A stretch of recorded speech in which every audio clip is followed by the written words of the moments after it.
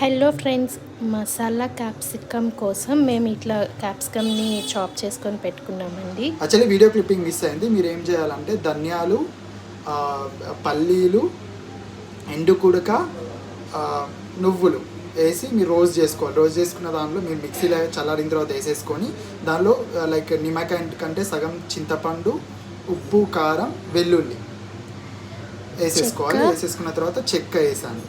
చెక్క, ఇలాచి, లవంగ, 3 ఇలాచి, ఫైనల్లీ కొత్తిమీర వేసి వాటర్ వేసి పేస్ట్ చేసాము.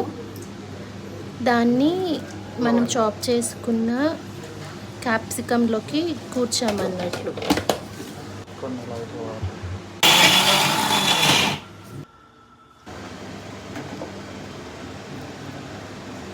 నెక్స్ట్ వీడియోలో ఫ్రైని కూడా చూపిస్తాను.